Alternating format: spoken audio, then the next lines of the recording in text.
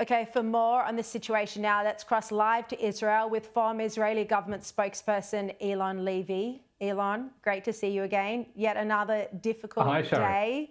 So reports that Iran has broken the ceasefire, 2 missiles sent into northern Israel. We've heard in the past hour from Defence Minister Israel Katz. He says the IDF will respond forcefully.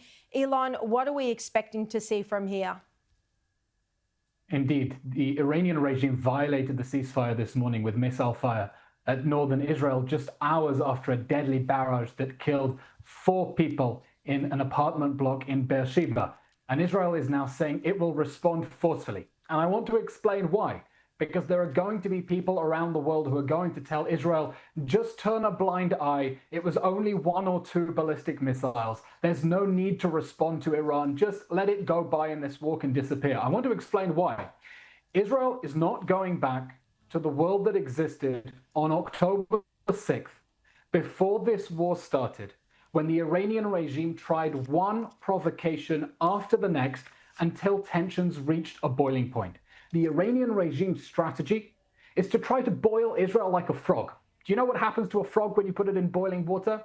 If you put it in water and then slowly turn up the heat, it doesn't realize that the water is getting hotter and hotter until eventually it dies. That's what the Iranian regime wants to do, to keep pushing boundaries. It'll be 1 missile from here, another missile from there. We've had this before when it was claimed that Hamas didn't really shoot a missile. That was just lightning that set it off accidentally. Until we reach a point where Israel finds itself confronting a massive threat from the Iranian regime. So this is Israel saying we are not going to tolerate any violations of the ceasefire, or else you're just paving the way to the next war. It's important we have a de-escalation. It's important the Israel-Iran war end, but it cannot end with the Iranian regime pushing the boundaries to see how far it can go and how much it can get away with in attacking Israel. And of course, we should know that Iran has denied sending those 2 missiles into northern Israel. There's no other legitimate explanation for where those missiles came from, however, and presumably Israel has tracked them to Tehran.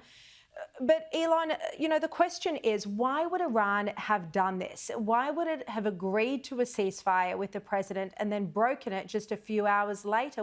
You know, you say it's testing the boundaries, but it is already thoroughly crippled. The regime's hanging on by a thread. What possible self-interest is there? The Iranian regime has comprehensively lost this war with Israel. It's impossible to exaggerate Israel's achievements. In 12 days, the Iranian regime managed to bomb a hospital, a cancer research clinic, a treatment clinic for disabled children, and people's homes. Israel managed to cripple its ballistic missile industry, decapitate its military leadership, and together with the United States, totally destroy its nuclear program. The Iranian regime was not in a position to respond with Israeli jets controlling the skies of Tehran, and it had to agree to a ceasefire. But the Iranian regime has been humiliated, and that means that it is still dangerous. Israel has managed to eliminate the existential threats of a nuclear Iran and Iran with ballistic missiles, and the world should say thank you. But Iran is still dangerous. And, you know, I know your show has really bravely platformed so many Iranian expats who are hoping this would lead to the fall of the regime. And I think the exiled Crown Prince Reza Pahlavi put it so well yesterday, warning that the Iranian regime is going to lash out.